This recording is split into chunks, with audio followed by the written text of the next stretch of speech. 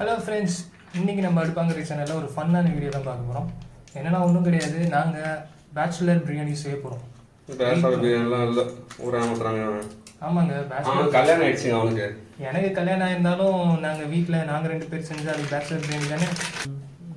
நாங்கள் இப்போது 100 எண்ணெய் ஊற்றிருக்கோம்.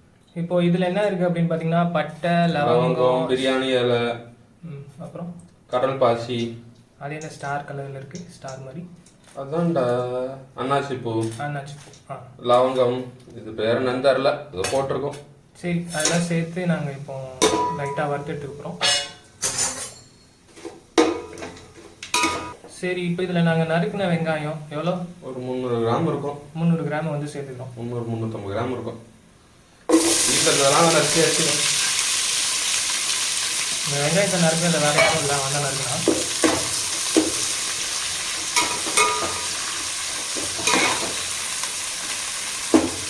சரி, இது கொஞ்சம் நல்லா வதங்கிடட்டும், அப்போ தான் பிரியாணியோட டேஸ்ட்டு கம்மியாக இருக்கும். அதுக்குள்ள நாங்கள் லியோ பாட்டு கேட்டு வைப் பண்ணிட்டு வரோம். லியோ பாட்டு கேட்க போகிறோம். லியோ படத்தையே 2 வாட்டி பார்த்துட்டு வந்துட்டான். இதுக்கு முன்னாடி லியோ பாட்டு கேட்க போகிறோம்.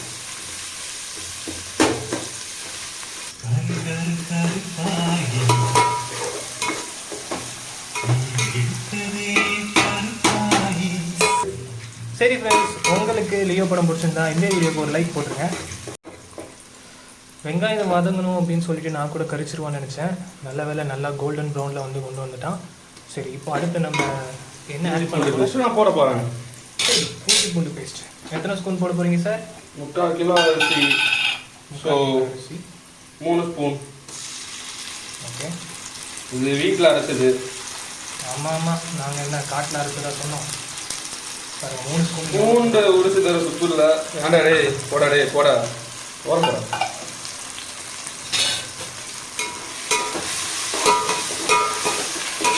இது இப்போ நல்லா கிளறி எடுத்துக்கோங்க. நல்லா மிக்ஸ் பண்ணிங்கன்னா அது ஸ்டிக்கி ஆகிடும். அதுக்கப்புறம் அப்படியே எண்ணெய் திருப்பி பிரிஞ்சு வந்து பச்சை வாசனை போகிற வரைக்கும் வெயிட் பண்ணுவோம். இந்த பையனுக்கு தனியாக மைக் கொடுத்துருக்காங்க, என்னமோ தனியாக பேசிக்கலாம்.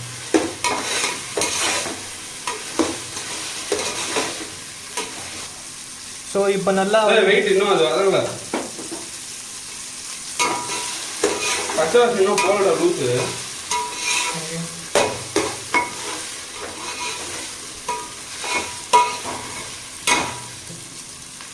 இப்போ இது கூட ஒரு 5-6 பச்சை மிளகா போட்டுக்கிறோம் உடச்சி. 5-6 பச்சை மிளகாய் இதுக்கடா போகிற காரம் தூக்கலாக இருக்க போகுது. முன்னாடி கீரி போடுவேன், டைம் இல்லை, போடுவோம். என்ன பண்ண போகிறாங்க எங்கள் அம்மா 4 போட்டு தான் நான் கேள்விப்படுறேன். 6 போடுறான் பார்த்துக்கோங்க. 3/4 கிலோ அரிசிக்கு 1/2 கிலோ அரிசிக்கு 1/4 கிலோ அரிசிக்கு 2 கணக்கு வச்சுக்கோ. 3/4 கிலோ அரிசி. காரம் அதிகமாக இருந்துச்சுன்னா நல்லா சாப்பிடலாம் சார். நாங்கள் அதை கரெக்ட் பண்ணுறோம் தயிர் ஊற்றி. சரி, இப்போ இஞ்சி பூண்டு பேஸ்ட் வந்து நல்லா வதங்கி நல்லா அதோட அரோமா வந்து வர ஆரம்பிச்சிருச்சு. இப்போ இது கூட பச்சை வாசனை போயிடுச்சு. ஓகே, பச்சை வாசனையும் போயிடுச்சு. இப்போ அதில் புதினா மல்லி வெட்டி வச்சது 2 கைப்பிடி அளவு, தண்ணிலாம் போடணும். ஸோ நல்லா பச்சை பசைன்னு இருக்கிற புதினா மல்லி வந்து நாங்கள் இதில் சேர்த்துக்கிட்டோம். இப்போ அதை கறியை வைப்போம். கறியை விடாமல் இருந்தால் சரி.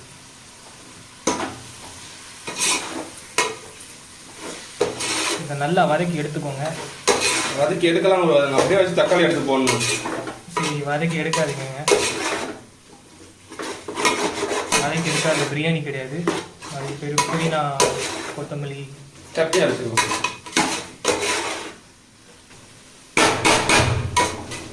வீடியோவே போடுறதில்ல, நீங்கள் எப்போ சப்ஸ்கிரைப் பண்ண சொல்லுங்க கேட்குறீங்கன்னு எனக்கு கேட்குது.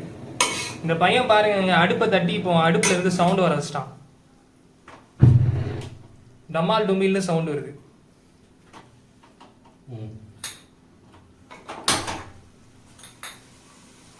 இவன்ட்டு அடுப்படி கொடுத்தோன்னா 2 நாள் அடுப்படி காணாமல் போயிடும். இவர் வந்து அது கிண்ட கூட முடியாமல் ஓரமாக பண்ணுறாரு. பார்த்துக்கோங்க, இவர் தான் இவர்கிட்ட அடுப்பு கொடுங்க. நான் ஆடியோ ஜாக்கி, ஸோ அதனால 1 வருஷத்துக்கு அப்படியே வச்சுப்பாரு சமைக்காம ஹோட்டலில் வாங்கி சாப்பிட்டு. ஆமாம் ஆமாம், ஹோட்டலில் வாங்கி சாப்பிட்றாரு. மூஞ்ச பாருங்க. இப்போ இதுலேயும் ஒரு 300 கிராம் தக்காளி வெட்டி வச்சது. அதையும் அவன் தான் வெட்டினானா? ஆமாம், நான் தான் வெட்டினேன். தக்காளி போட்டாச்சு. அப்படியே இது வேகமாக வதங்க 2 ஸ்பூன் டேபிள் ஸ்பூன் உப்பு, கல் உப்பு தான் நான் போடுவேன். டேபிள் ஸ்பூன் கிடையாது, 2 ஸ்பூன். 2 ஸ்பூனை நம்ம டேபிளில் எடுத்துக்கலாம். என்னமோ கம்மியாக இருக்கிற மாதிரி இருக்கு. இதுக்கு மேலே தான் கலர் போடுவோம். கலர் இல்லை, மிளகாத்தூள். வதங்கல எண்ணெய் கம்மி ஊற்றிக்கோங்க. நெய் இருக்கும். நெய் ஊற்றல, நான் கடைசி தான் ஊற்றுவேன். தம் என் ஸ்டைல் பிரியாணி வித்தியாசம். அம்மாட்ட இருந்து பிரியாணி செய்ய கற்றுக்கிட்டு என் ஸ்டைலுன்னு சொல்கிறான் பாருங்க. எங்கள் அம்மா வேறு மாதிரி செய்வாங்க இதே இதில், நான் வேறு மாதிரி செய்வேன். நான் இதை காப்பி ரைட் பண்ணிக்கிறேன் பேசாமல் செபஸ்டின் செய்வேன்ட்டு. தக்காளி நல்லா வதங்கிடுச்சு. இப்போ இதில் வந்து நம்ம தயிர் சேர்த்துக்க போகிறோம்.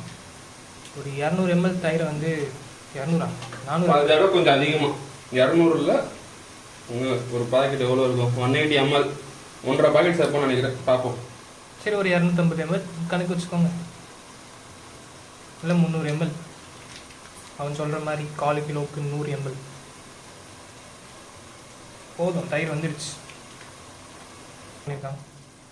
இப்போ இதில் வந்து நம்ம 3 ஸ்பூன் மிளகாத்தூள் ஃபஸ்ட்டு 2.5 ஸ்பூன் போட்டுப்போம். வேணும்னா திருப்பி தண்ணி ஊற்றிட்டு செக் பண்ணிட்டு போட்டுக்கலாம்.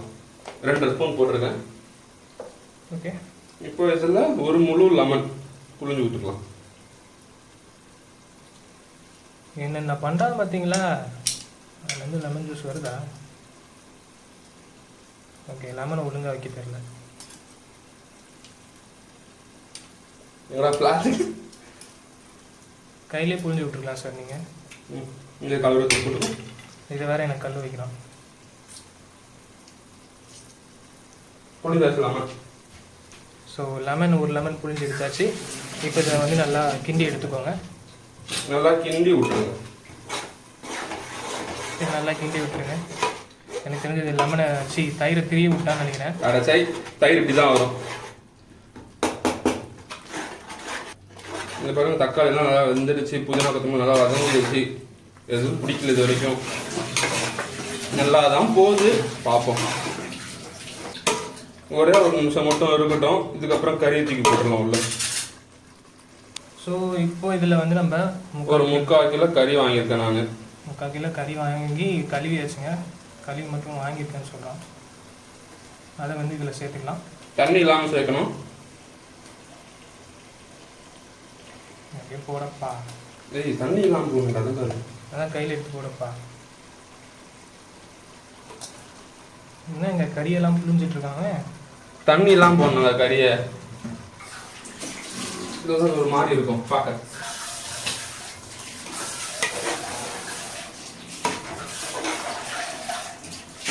இப்போ அப்படியே போட்டு ஒரு கிண்டுறோங்க. மசாலா மிக்ஸ் ஆகிறதுக்கு கிண்டிட்டு ஒரு 3-4 நிமிஷம் வேக வைப்போம். அதுக்குள்ள நான் வந்து ஊற வச்சிருக்க அரிசியை கழுவிடுறேன். கறி 1/2 கிலோ எடுத்துருக்கியா, 3/4 கிலோ எடுத்துருக்கியா? 3/4 கிலோ. அரிசி வந்து ஐயோ சொல்ல சொல்லியா, இந்த பாத்திரத்தில் 1.25. ஸோ இதுக்கு 2 டபுள் மடங்கு தண்ணி ஊற்றணும் நம்ம ஊற்றுறப்ப. அளவு மாறிடுச்சுன்னா பிரியாணி கோவிந்தா. கறியை வேக வச்சாச்சு. இப்போ எடுப்போம்.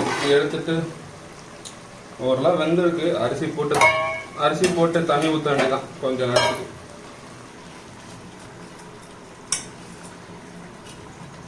உங்கள் யோசனை புரியுது. பாத்திரம் பத்துமான்ட்டு எனக்கும் தெரியல. பத்தும்னு நினைக்கிறேன். அரிசியை உடையாம கிளறி விட்டுக்கோங்க.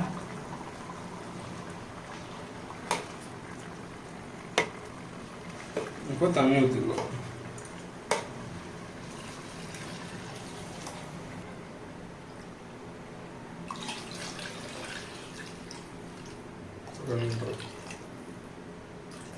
எங்கே எவ்வளோன்னு கேட்டனால கம்பல்ட்டேன். எனக்கு என்னமோ அரிசி சாப்பாடு வெந்து வெளியில் வந்துடும். அவ்வளோனா வாய்ப்பில்லை. ஸோ நம்ம கிளறி விட வேணாம். ஸோ இதில் வந்து கொஞ்சம் உப்பு காரம் இருக்கான்ட்டு டெஸ்ட் பண்ணிக்கோங்க. இப்போ கொஞ்சம் நேரம் அடுப்பில் இப்போ சாப்பாடு எதுவும் ஒரே லெவலில் வர வரைக்கும். அதுக்கப்புறம் தம் போட்டுடலாம். சாப்பாடும் தண்ணியும் ஒரே லெவலில் வரட்டும். இப்போ இப்போ வந்திருக்கும்னு நினைக்கிறோம், ஈக்குவலாக தண்ணியும் சாப்பாடும். அப்புறம் பார்த்துக்கலாம் வந்துடுச்சு. அந்த டைமில் அடுப்பு ஸ்லோ பண்ணிடுங்க. அடுப்பு ஸ்லோ பண்ணியாச்சு. கொஞ்சோண்டு நெய்யை கொஞ்சோண்டு பிஞ்சு இதில் கலருக்காக போட்டிருக்காங்க. இது மிளகாத்தூள் அதை அப்படியே மேலாப்பில் ஊற்றி விட்டுட்டு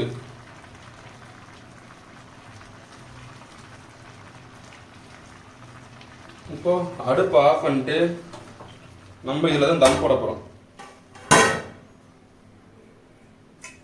ஸோ இதில் தான் நாங்கள் தம் போட போகிறோம்.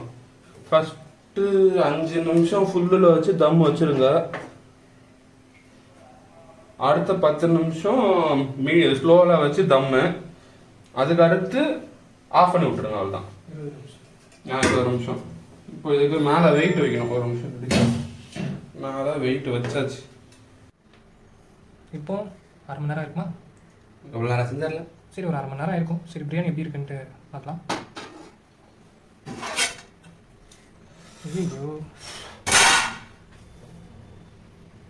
ஓகே, பார்த்தீங்களா எவ்வளோ உதிரியா?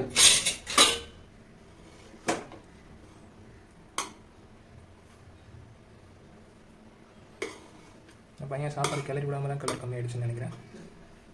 அங்கங்கே கலர் இருக்குது, அங்கங்கே இல்லை. பட் வேற அளவில் ஸ்மெல் வருது.